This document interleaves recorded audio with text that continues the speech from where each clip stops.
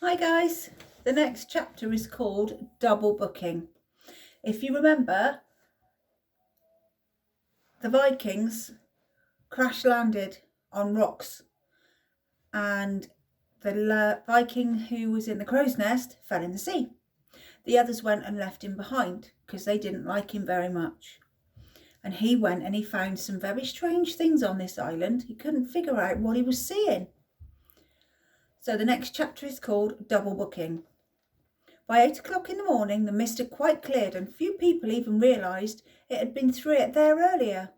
The summer sun was now warming the pavements, and the sign outside the Viking hotel swung on a little squeaky hinge. The Viking Warrior did not seem quite so splendid in full sunlight. It was easy to see that the paint was peeling in many places. In fact, the Warrior looked rather worse for wear, as did the rest of the hotel.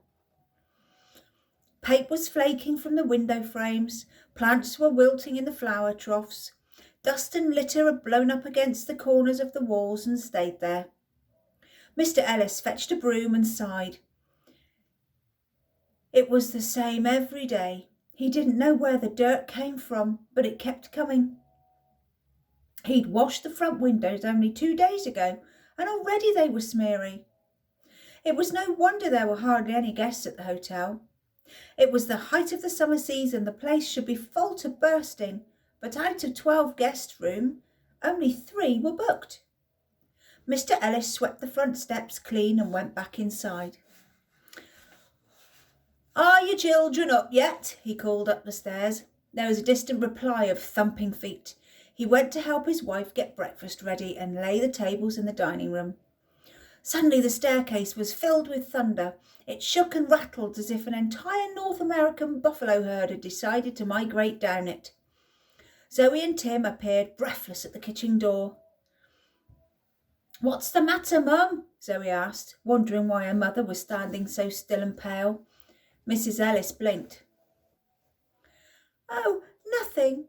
I just thought someone had fallen down the stairs for a moment. Just for a moment. I was seriously worried. I might have known it was you two getting up." "What's for breakfast?" asked Tim, grabbing a banana from one of the plates. "Put it back. That's for a Ambrose boy, and you know how fussy he is. I don't know why his parents let him get away with it. You can have breakfast when you've laid the tables." Their father pointed to the dining room. "Don't forget the small glasses for fruit juice."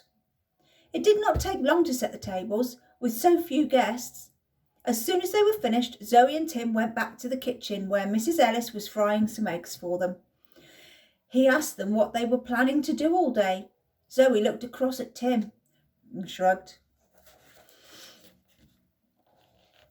"There's some shopping that needs doing," suggested Mrs. Ellis. "Don't forget we have a new guest arriving this morning, Mrs. Tibblethwaite." "Mrs. what?" squeaked Tim. "Tibblethwaite." "Fiddle plate," Tim replied, his small tongue struggling to go in 3 different directions at once. "Oh dear," smiled Mrs. Ellis. "You better get it right before she arrives. Try again. Tibblethwaite." "Mrs. Tibblethwaite." Tim jumped up with delight. "There, I've got it, Mrs. Pigglegate." There they are. There's the family, getting ready to learn the ladies' lane. Can you remember what it was? Can you say it? Mrs. Tibblethwaite. "Oh, Tim," sighed Zoe. "Come on, let's go and get the shopping." Mrs. Ellis gave her daughter a list and asked her to see if she could get some sense into Tim before the new guest arrived. Mr. Ellis watched them set off and then turned to his wife. "I don't suppose he'll get it right. He's only 5 and it's a difficult name. Perhaps Mrs. Tibblethwaite won't mind. Just think, we'll have 4 rooms booked." "Is her room ready?" asked Mrs. Ellis. "I did it last night. Honestly, Penny, I don't know what you're going to do. We'll be completely broke soon. Nobody comes because the place looks like a dump, so we never make enough money to do it up again. It's a trap." Penny Ellis slipped her arms round her husband's waist and hugged him. Don't worry, something will turn up. You're right, something has turned up. Mrs. Tibblethwaite, and she's early. You finish off the breakfast, I'll see to her. The latest guest was standing on the front step looking at the hotel sign with some suspicion. She was a short, rather heavily built lady with a large hat and an even larger suitcase. Good morning. Good morning, said Mr. Ellis, flashing his best smile. You must be Mrs. Tibblethwaite. You're early. Oh dear, there she is. She has got a very, very big hat, hasn't she? And an even bigger suitcase. Good morning, replied the lady sternly. I always arrive early. You must be the Viking Hotel. I'm Mr. Ellis. Did you have a good journey? No, the train was late. Somebody smoked in a non-smoking compartment, so I pulled the alarm cord. The train stopped and I was fined £50 because they said it wasn't an emergency. I told them it most certainly was an emergency. If I was going to be forced to die of lung cancer, and then the taxi couldn't find this place at all. I expect the driver took you to the Viking Cafe, said Mr. Ellis. They often make that mistake. But Mrs. Tibblethwaite was hardly paying any attention to him. We went to the Viking Cafe, the Viking Restaurant, the Viking's Delight, the Viking Chinese Takeaway, and the Viking Burger Bar. Well, you're here now, smiled Mr. Ellis, seizing the heavy suitcase. Follow me, I'll show you to your room. Just why are there so many Viking places round here? Asked Mrs. Tibblethwaite, stomping up the stairs behind Mr. Ellis. Ah, well, over 1,000 years ago, Flotby was a favourite target for the Viking raiders from Denmark. There are lots of Viking relics round here, and we have a Viking festival at the end of every summer. Now, the bathroom is at the end of the corridor. You've got a lovely view of the sea from room 4. The other guests are at breakfast now. Would you like to join them? No, thank you. I ate on the train. I don't know what it was. It arrived on a plate all wrapped up. I suppose they were afraid it might spread germs if it wasn't kept wrapped. Anyhow, I'm not hungry. What time is lunch? That's at 1 o'clock. You'll see all hotel details in the notice in your room. Mr. Ellis opened the door to room 4 and pushed the suitcase in.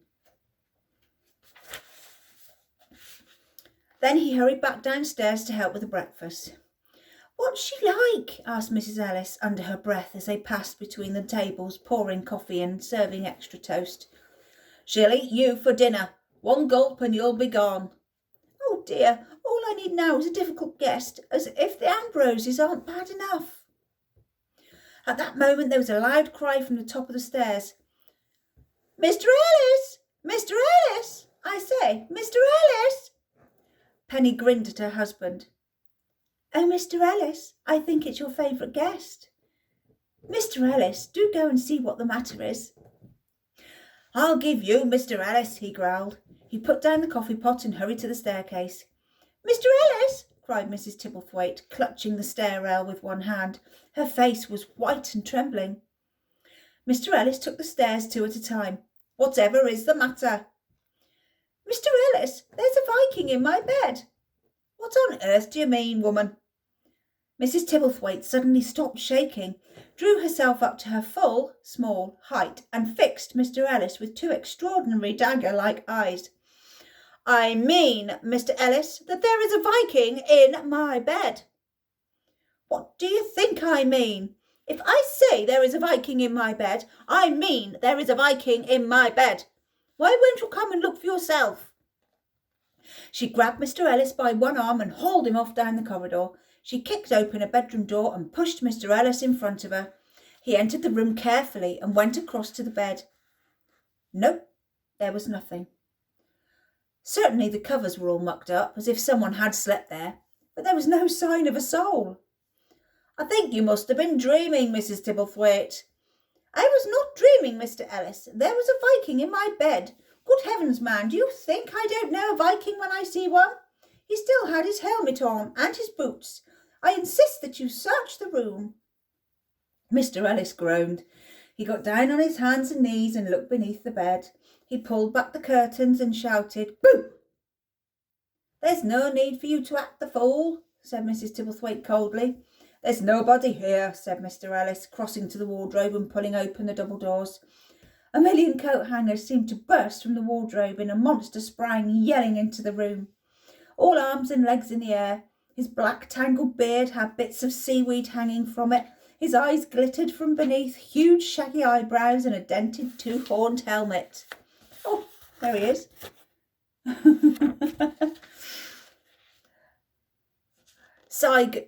Sigurd snatched Nosepicker from the scabbard, glaring at the two strange creatures in front of him. "Rah!" he snarled, swishing Nosepicker through the air and slicing off a bit of a curtain. "Rah!" Mr. Ellis simply stared, quite stupefied. His brain had gone into shock. He could not move his tongue or his lips. No sound would come from his throat. His feet felt as if they'd been nailed to the floor. His arms were like lead sausage rolls. Mrs. Tibblethwaite poked him. "There, you see? I told you there was a Viking in my bed. Now, if this is some kind of welcome committee, I don't think very much of it. And if it's some kind of joke, it isn't very funny. Don't just stand there, Mr. Ellis. Do something." Mr. Ellis did do something. He fainted. Sigurd gave a loud laugh and stepped towards Mrs. Tibblethwaite. "Oh, no, you don't, you overgrown hairpiece. Take that and that." She began to beat the Viking with her handbag, almost knocking his helmet off. Sigurd yelped, decided he'd had enough, and ran from the room. He plunged down the stairs and almost fell headlong into the dining room, stopping himself just in time. He stood on the bottom step, panting and brandishing Nosepicker, while 7 very startled hotel guests put down their toast and coffee and stared back at him. What would you make if that came down the stairs and greeted you at the breakfast table? Be a bit surprised, wouldn't you? Read you the next chapter tomorrow.